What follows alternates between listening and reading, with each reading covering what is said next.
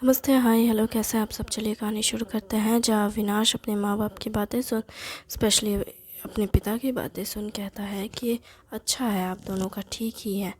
जिस पर उसके पिता कहते हैं, तुम्हें लगता है ज़िंदगी का सफ़र इतना आसान होता है? नहीं, आपकी बातें सुनकर तो समझ आ गया कि इतना आसान नहीं होता, ख़ास करके तब जब बेबी हो जाए। लेकिन मैं सब कुछ कर सकता हूँ, संभाल सकता हूँ। अच्छा, इतना आसान तुम्हें लगता है ज़िंदगी जीना? ठीक है, ऑल द बेस्ट मेरे बच्चे। उसके पिता ये कहकर ब्रेक टेबल पे चले जाते हैं खाने के, और टेबल पे जाकर क्या कहते हैं, खाना दे दो। अरे तो आप टीवी छोड़ करके यहाँ पे अपनी बात ख़त्म कर चले गए तो मेरी क्या गलती है? जिस पर उसकी माँ कहती है, मैं देती हूँ, तुम जाओ। मैं कहाँ जाऊँ? अमृता को बुलाने, और कहाँ?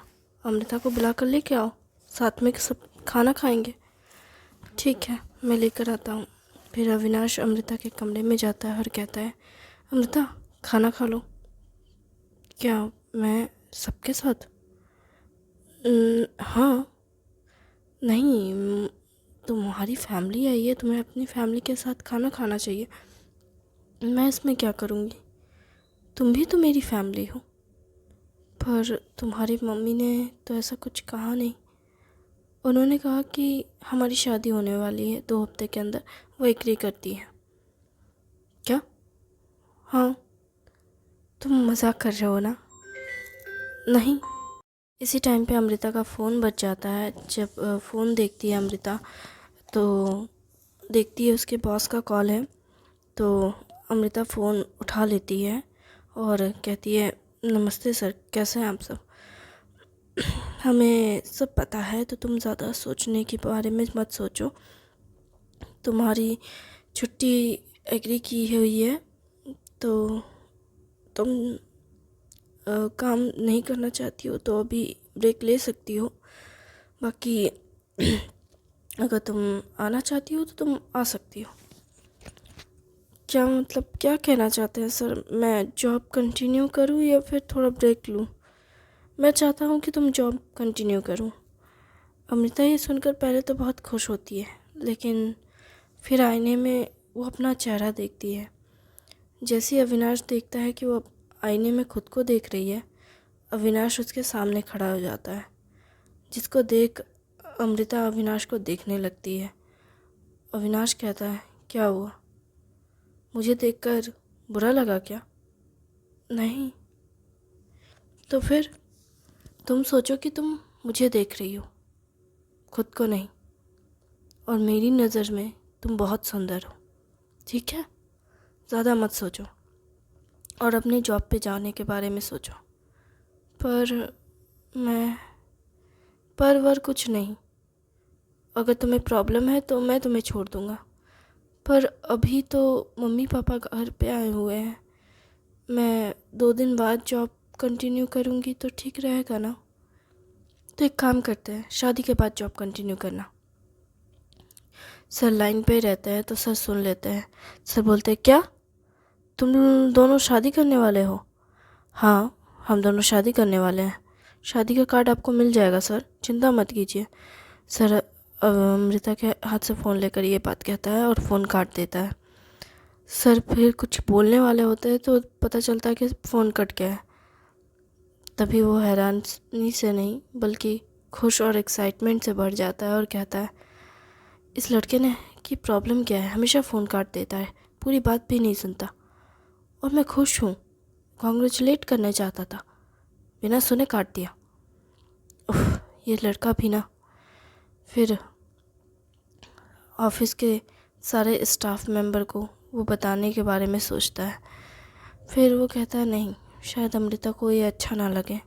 फिर वो अपने और घर चला जाता है ऑफिस से, और इधर अमृता और अविनाश दोनों ही खाने के टेबल पे पहुंचते हैं। और फिर अमृता की अविनाश की माँ कहती है, तुम मेरे पास बैठो, उन दोनों को एक तरफ बैठने दो।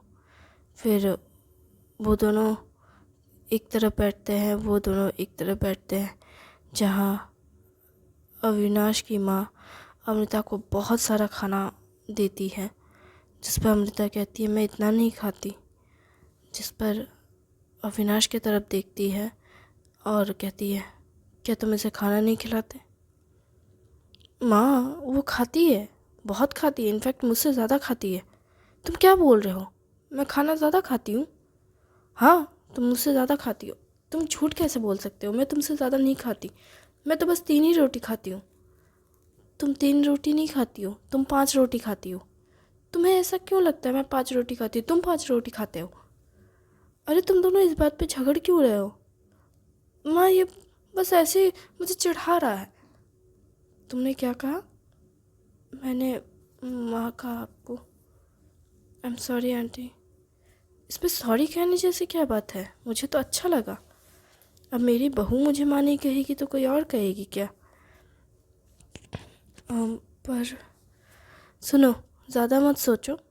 जब माँ कह ही दिया है तो एक्सेप्ट भी करो, और ज़्यादा मत सोचना इस रिश्ते के बारे में और ख़ुद के बारे में। तुम बिल्कुल परफेक्ट हो, खुद को इतना कमज़ोर मत समझो। ठीक है, वो ये कहते हुए शर्माते हुए कहती है, और कहती है अमृता कि आप खाना खाइए ना। फिर वो सबको खाना देने लगती है और सबको खाना खिलाती है, जिस पर अविनाश की माँ अविनाश को इशारा करती है और कहती है कि खुद तुम भी दो। तो फिर वो भी खाना देने लगते हैं। फिर वो सब मिलकर हंसी मजाक करते हैं और खाना एंजॉय करते हैं।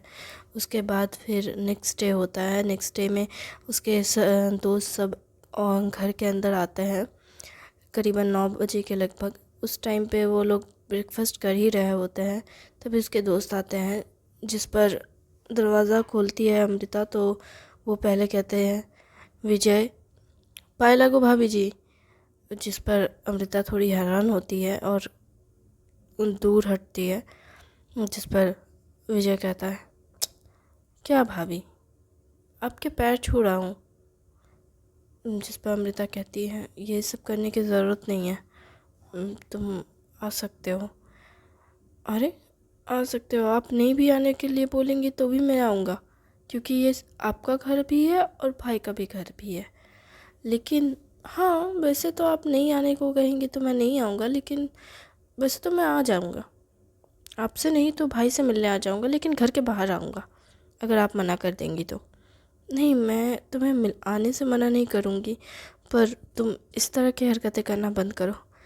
जब से तुम्हें पता चला कि हमारी शादी होने वाली है, तुम अजीब तरह से बिहेव करते हो। एक्चुअली मुझे आपको देखकर अपना सा लगता है, इसलिए। क्या मतलब? जिस पर आनंद बात को पलटते हुए कहता है भाभी ज़्यादा मत सोचिए, वो ऐसा ही है। फिर वो सभी घर के अंदर आते हैं, जिस पर विश्वजीत तो नहीं मौजूद होता है, जिस पर सभी लोग कहते हैं तुम्हारा एक और दोस्त था ना, उसके मम्मी पापा कहते हैं। तो फिर सभी लोग खामोश हो जाते हैं और कहते हैं कि वो ऑफिस में है, वो अपने काम में बहुत बिजी है। एक्चुअली जब से वो हम लोग ट्रिप पे गए तो काफ़ी टाइम से अब उसका बॉस उसे टॉर्चर कर रहा है काम के लेकर के। तो कहता है अच्छा। अमृता बहुत साइलेंट रहती है, सभी लोग साइलेंट रहते हैं। फिर काफ़ी वक्त बाद फिर बोलते हैं कि अरे हम जिस चीज़ के लिए आते हैं हम तो वो बोलना ही भूल गए, हम यहाँ पंडित से मिल कर आ रहे हैं। पंडित ने कहा कि 2 दिन बाद अच्छा मुहूर्त है, उसके बाद फिर 1 हफ्ते बाद मुहूर्त है, और उसके बाद फिर मुहूर्त नहीं है। 2 दिन में तो तैयारी नहीं होगी, पर 1 हफ्ते में हो जाएगी सारी तैयारी। पर ये मुश्किल नहीं है, हम तो अभी तक अमृता के माँ बाप से भी नहीं मिले। जिस पर अविनाश कहता है आप उनसे अभी मिल लेंगी, शाम को मैंने उन्हें बुलाया है। अच्छा ठीक है, लेकिन ये कुछ ज़्यादा जल्दी नहीं हो रहा है? मेरा बस चले तो मैं 2 दिन में शादी कर लूँ, अविनाश ये कहता है। जिस पर अविनाश के मम्मी पापा कहते हैं क्या?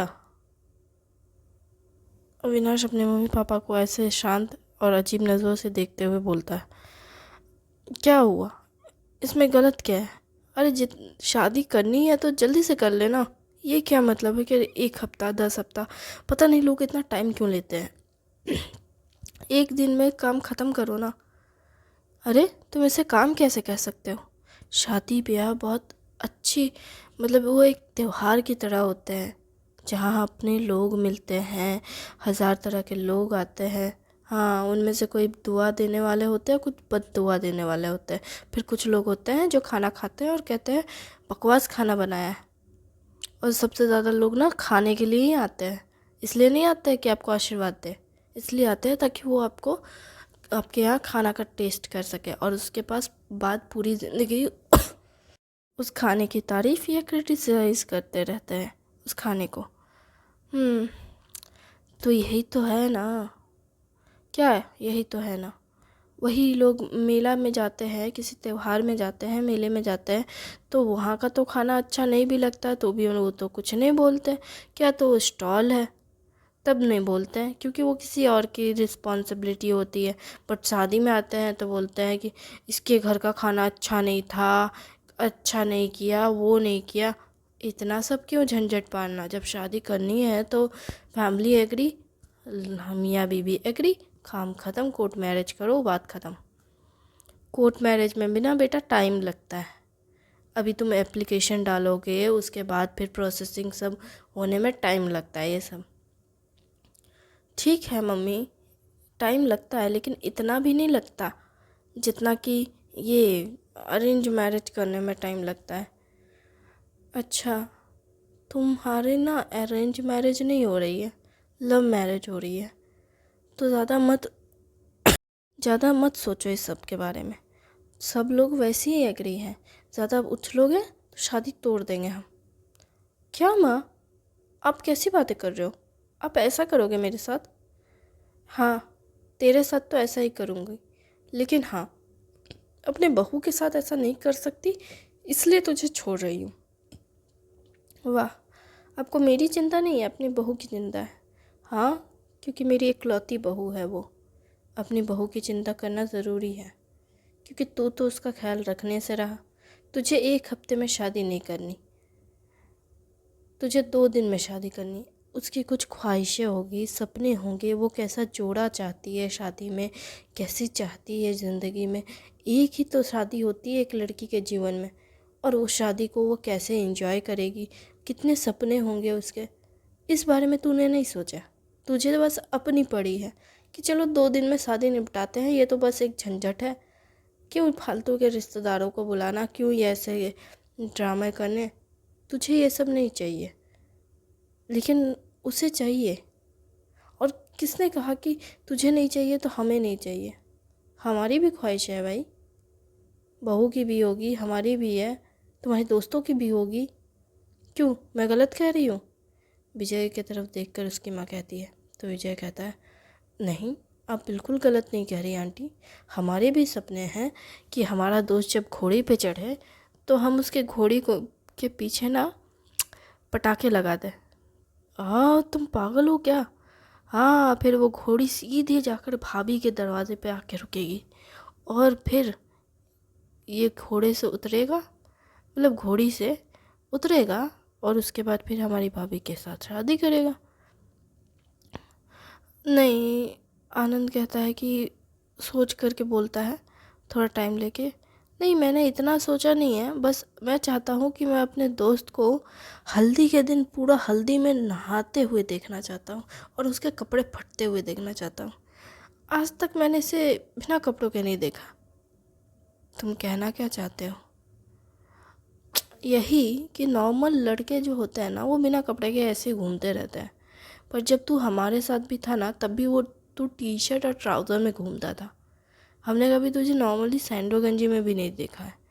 इसलिए हमें जानना है कि ये जो तेरा मस्त सा फिगर है वो दिखता कैसा है, इसमें कलर्स कितने अच्छे हैं। तो कितना कितना बकवास बात कर रहा है, और मेरी मम्मी पापा के सामने ऐसी बातें कैसे कर सकता है तू? देख, मैं कर सकता हूँ।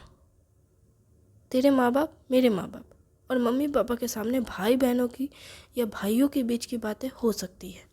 नहीं, देखो, तुम लोगों को करना है तो ये सब बाहर जाके करो, मुझे इस समय मत पढ़ाओ।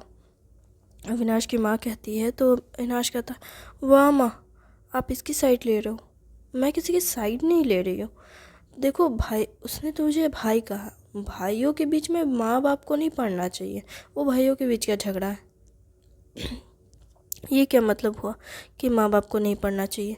एक भाई दूसरे भाई को अगर मार देगा तो तुझे लगता है मैं तुझे मार दूंगा? हाँ, तू मार सकता है, पता नहीं कैसे कैसे सोच रखता है तू। ये हरामी कहीं का, तू इतना सोचता है मेरे बारे में?